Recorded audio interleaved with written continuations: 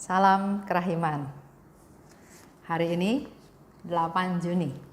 Kita akan baca sama-sama dari 1367, 1368, 1369. Kita mulai ya dengan doa pembukaan. Dalam nama Bapa dan Putra dan Roh Kudus. Amin. Kemuliaan kepada Allah di surga dan damai di bumi bagi orang yang berkenan kepadanya. Kami memuji Dikau, kami meluhurkan Dikau, kami menyembah Dikau, kami memuliakan Dikau, kami bersyukur kepadamu karena kemuliaan-Mu yang besar. Ya Tuhan Allah, Raja Surgawi, Allah Bapa yang Maha Kuasa. Ya Tuhan Yesus Kristus, Putra yang tunggal. Ya Tuhan Allah, Anak Domba Allah, Putra Bapa. Engkau yang menghapus dosa dunia, kasihanilah kami. Engkau yang menghapus dosa dunia, kabulkanlah doa kami. Engkau yang duduk di sisi Bapa, kasihanilah kami. Karena hanya Engkaulah kudus, hanya Engkaulah Tuhan, hanya Engkaulah Maha Tinggi, ya Yesus Kristus, bersama dengan Roh Kudus dalam kemuliaan Allah Bapa. Dalam nama Bapa dan Putra dan Roh Kudus. Amin. 1367. Hari ke-8. Oh Tuhanku, di hadirat hati-Mu yang Maha Kudus, aku mengenang semua berkat-Mu. Sementara mengenang semua itu, aku sudah merasakan bahwa aku harus melambungkan syukur istimewa atas begitu banyak rahmat dan berkat dari Allah. Aku ingin membenamkan diriku dalam doa syukur di hadirat keagungan Allah, dan aku akan terus melaksanakan doa syukur ini selama 7 hari dan 7 malam.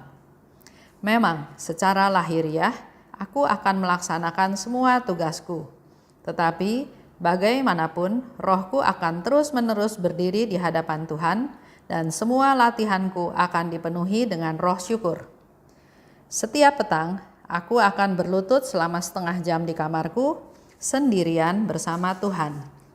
Setiap kali terbangun pada malam hari, aku akan membenamkan diri dalam doa syukur. Dengan cara ini, aku ingin membalas sekurang-kurangnya sebagian kecil berkat Allah yang berkelimpahan. 1368. Tetapi untuk membuat semua ini lebih berkenan dalam pandangan Allah dan untuk menghapus bayang-bayang keraguan-raguan yang paling kecil sekalipun dari benakku, aku pergi kepada pembimbing rohaniku. Kepadanya aku mengungkapkan keinginan-keinginan jiwaku, yakni keinginanku untuk membenamkan diri dalam doa syukur seperti itu. Aku mendapat izin untuk semuanya, kecuali bahwa aku hendaknya tidak memaksa diri untuk berdoa setiap kali terbangun pada malam hari. 1369. Dengan sukacita yang sungguh besar, aku kembali ke biara. Dan pada hari berikutnya, aku memulai laku syukur agung ini dengan membarui kaul-kaulku. Jiwaku seluruhnya tenggelam di dalam Allah. Dan dari seluruh diriku muncullah hanya satu nyala syukur dan terima kasih kepada Allah. Tidak banyak kata. 1369. Dengan sukacita yang sungguh besar, aku kembali ke biara. Dan pada hari berikutnya, aku memulai laku syukur agung ini dengan membarui kaul-kaulku. Jiwaku seluruhnya tenggelam di dalam Allah. Dan dari seluruh diriku muncullah hanya satu nyala syukur dan terima kasih kepada Allah. Tidak banyak kata-kata yang terucap, sebab karunia-karunia Allah seperti api yang berkobar, membakar jiwaku. Segala penderitaan dan duka cita menjadi ibarat kayu yang dilontarkan ke dalam nyala itu dan membuat api itu tidak pernah padam. Aku mengundang langit dan bumi untuk bergabung dalam ucapan syukurku. Kita langsung 3 nomor ya. 1367, 1368, 1369. 1367 itu bicara tentang keputusannya Suster Faustina. Di situ dikatakan hari ke-8. Jadi Suster Faustina itu sedang mengikuti retret 8 hari, dan hari itu artinya hari yang ke-8, hari terakhir. Retret dimulai 20 Oktober 1937. Jadi kurang lebih 1 tahun sebelum dia meninggal. Pertama, Suster Faustina katakan, di hadirat hatimu, aku mengenang semua berkat-Mu. Jadi kita juga mau belajar ya dari Suster Faustina. Selalu dalam doa, dalam apapun, pertama-tama ucapkan syukur kepada Tuhan. Syukur atas hari yang baik, syukur atas mungkin hujan, syukur atas cuaca yang kurang baik. Bersyukur, syukuri apa yang terjadi. Dikatakan oleh Suster Faustina, setelah mengikuti retret 8 hari itu, aku harus melambungkan syukur istimewa atas begitu banyak rahmat dan berkat dari Allah. Kita juga mungkin pernah ya ikut retret 2 hari, retret 3 hari, saya nggak tahu, retret 8 hari. Tapi mari kita belajar dari Suster Faustina. Selama 8 hari, dia banyak mengalami kasih Tuhan, memperoleh banyak rahmat, sehingga dia mau ungkapkan rasa syukurnya, yaitu dengan dia bilang, saya melakukan 3 hal. Ya. Pertama, dia bilang 7 hari 7 malam aku akan selalu berdoa syukur. 7 hari 7 malam pokoknya dia mau terus berdoa, doa syukur, terus syukur ya. Yang kedua, setiap petang selama 30 menit dia mau berlutut di kamarnya, mau bersama Tuhan aja. Jadi dia mau sendirian bersama Tuhan 30 menit di kamarnya. Dan yang ketiga, kalau malam hari dia bangun, dia udah tidur, tiba-tiba terbangun, maka dia akan membenamkan dirinya dalam doa syukur. Jadi ada 3 ya, setelah ikut retret 8 hari, sebagai ungkapan syukur dia mau melakukan 3 hal tadi. Ini menjadi satu masukan juga buat kita.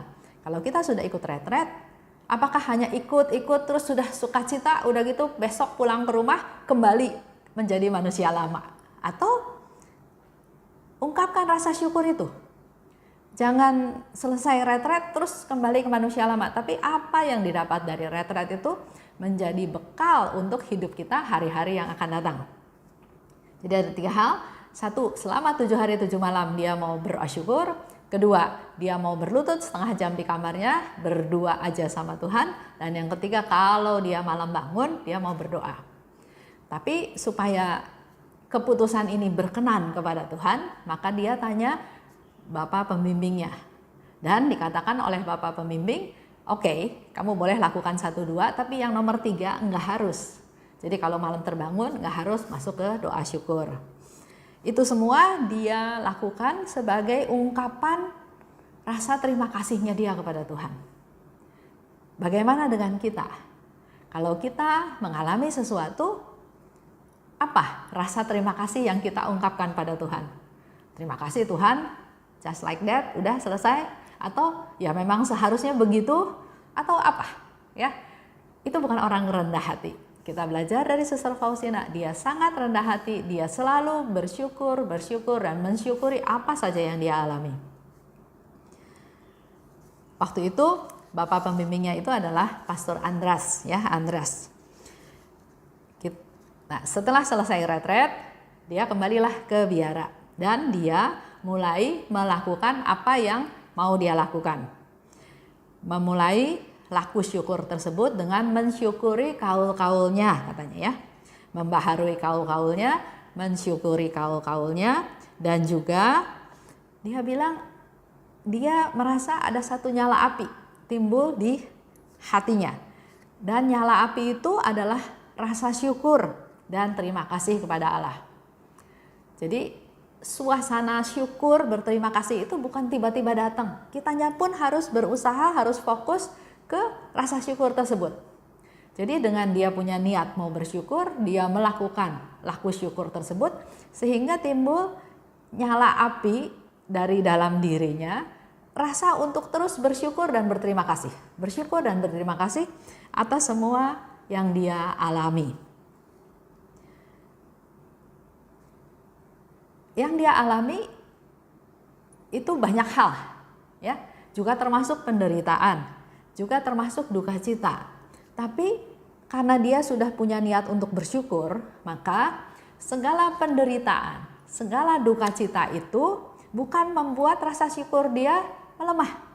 Tapi justru penderitaan dan duka cita itu buat Suster Faustina menjadikan seperti batang kayu yang dipakai untuk memperbesar, mempertahankan nyala api.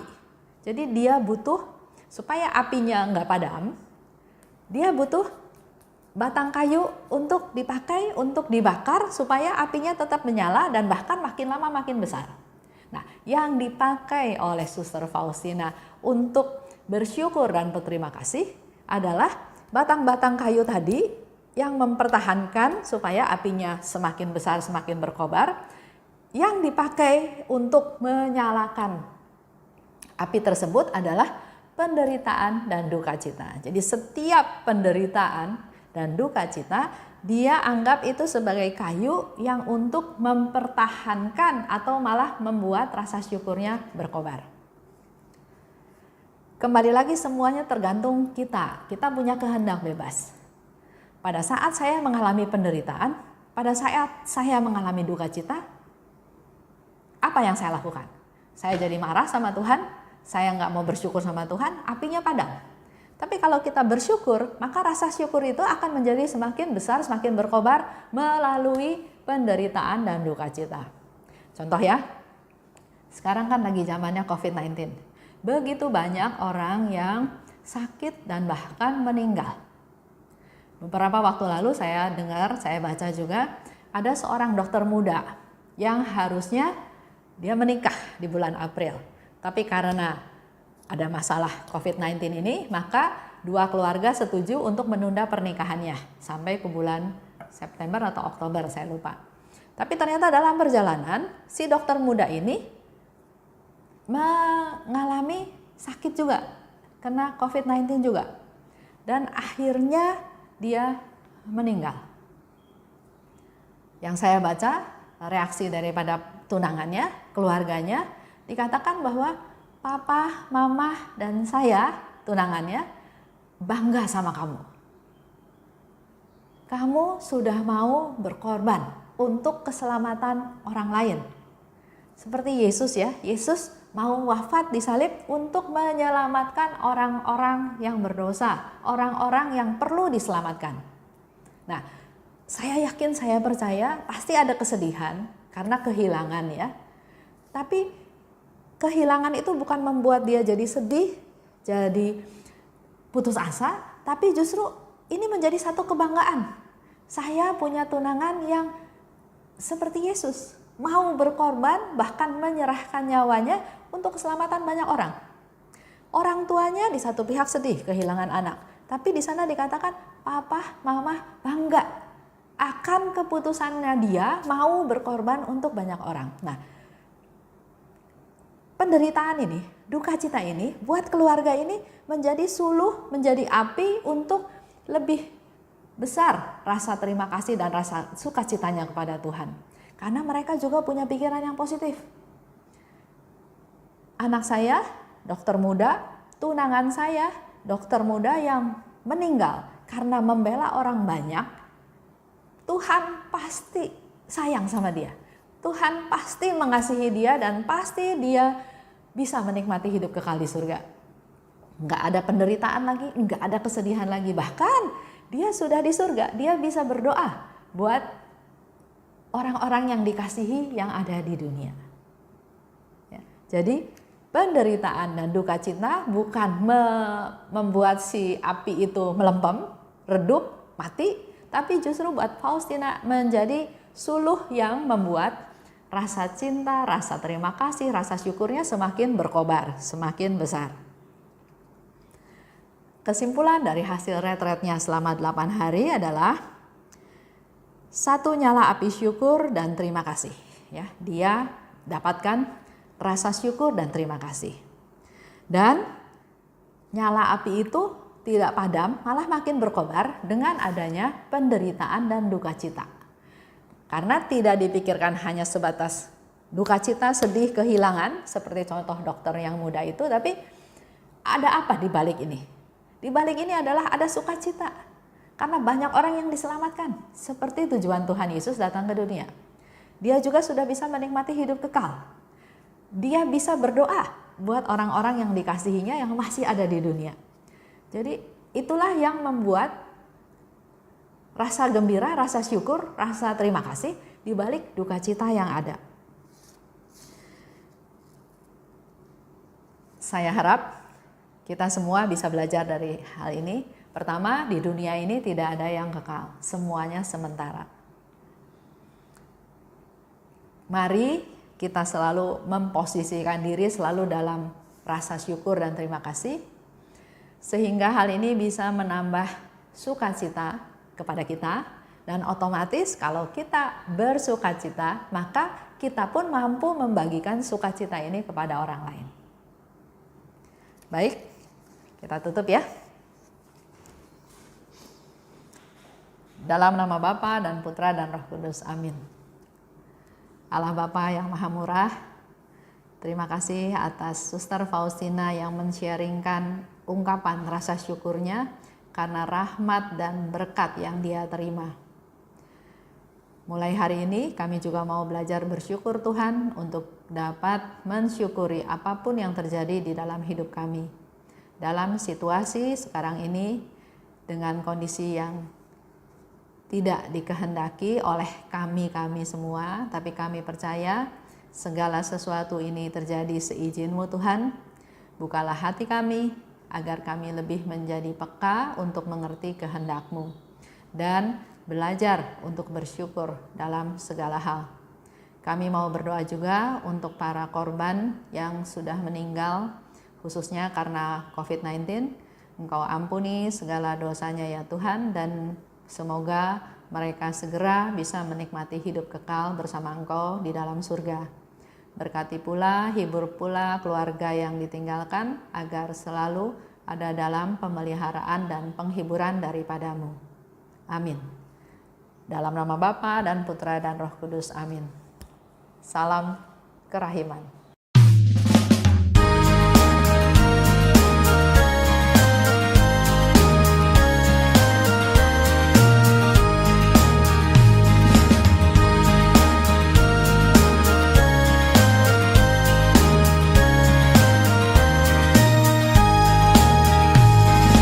Berbahagialah jiwa yang menyerukan kerahiman Tuhan.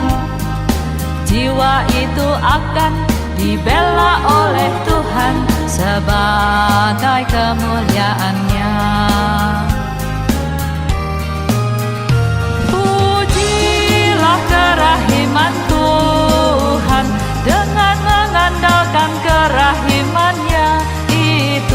Pujilah kerahiman Tuhan sepanjang hidupmu.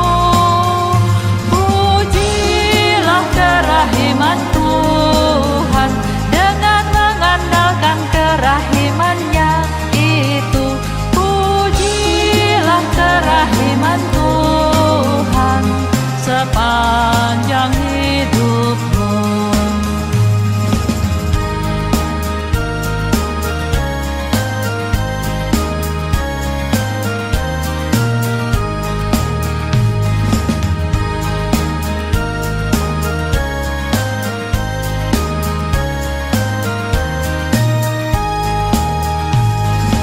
Berbahagialah jiwa yang menyerukan kerahiman Tuhan. Jiwa itu akan dibela oleh Tuhan sebagai kemuliaan-Nya. Pujilah kerahiman Tuhan dengan mengandalkan kerahiman-Nya itu. Pujilah kerahiman Tuhan sepanjang hidupmu. Pujilah kerahiman Tuhan dengan mengandalkan kerahiman-Nya itu.